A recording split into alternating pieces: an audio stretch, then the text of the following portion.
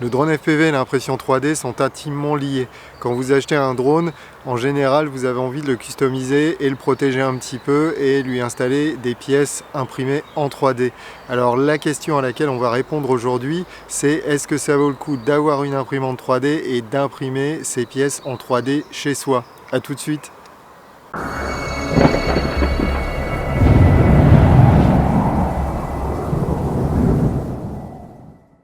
Salut les pilotes, c'est Stéphane, Windy FPV, j'espère que vous allez bien. Alors on est mercredi et à partir d'aujourd'hui démarrera une série de vidéos qui seront un peu plus orientées sur les essais et la technique.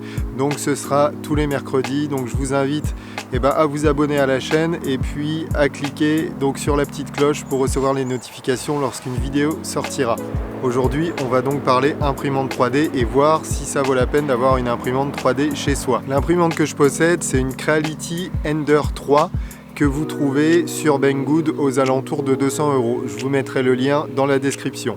Pour réaliser vos impressions, vous avez deux solutions.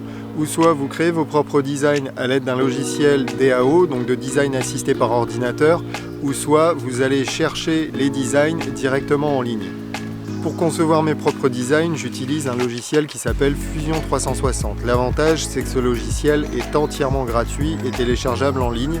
Et ensuite, vous pouvez créer vos propres designs. Alors ça demande un petit temps d'adaptation, mais après, finalement, la seule limite, c'est votre imagination.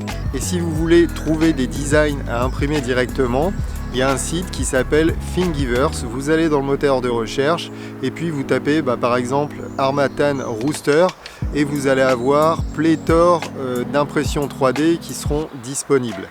Alors une fois que vous aurez téléchargé ou conçu votre design, il ne vous restera plus qu'à l'exporter vers votre imprimante 3D. Alors pour ça, il existe des logiciels qui s'appellent des slicers. Ce sont des logiciels qui sont faits donc pour interpréter les formes 3D et les convertir en lignes de code pour votre imprimante 3D. Pour ça, j'utilise un logiciel qui s'appelle Simplify 3D. Alors c'est un logiciel qui est malheureusement payant. Vous avez une version d'essai qui doit être limitée à peu près à 10 jours, donc ce qui permet de vous faire un avis sur le logiciel. Cependant, j'ai pris cette version payante parce que avec d'autres logiciels, j'avais eu des soucis lors de mes impressions 3D et celui-là, vraiment, il répond à toutes mes attentes. Après ça, pour imprimer, vous allez avoir besoin de matériaux. Alors de mon côté, j'ai essayé au jour d'aujourd'hui deux matériaux. Alors sachez qu'il en existe énormément qui sont plus ou moins difficiles à imprimer.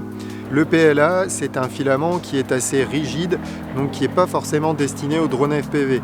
Mais avec celui-ci, vous pourrez débuter et commencer donc à imprimer quelques designs. Donc là, par exemple, j'avais créé donc ma propre caisse à outils que j'ai imprimée. Ça m'a pris à peu près 72 heures d'impression, donc c'est assez long. Ensuite, j'ai réalisé des porte-clés, j'ai réalisé le logo de la chaîne. Alors j'ai fait plein de choses. Donc c'est un matériau qui est facile à utiliser et je pense qu'il correspond bien aux attentes d'un débutant pour se familiariser avec une imprimante 3D. Alors le PLA que j'utilise, c'est celui de la marque Sunlu. Je vous mettrai aussi le lien dans la description. Enfin, le matériau de prédilection pour nos drones FPV, c'est le TPU. Alors c'est un filament qui est flexible. Pour ma part, j'utilise le filament de la marque SainSmart. C'est un filament qui m'a vraiment apporté beaucoup de satisfaction. Il est flexible sans trop l'être, donc ça correspond vraiment à ce qu'on veut en drone FPV, c'est-à-dire avoir de la protection, mais pas non plus que ce soit trop souple.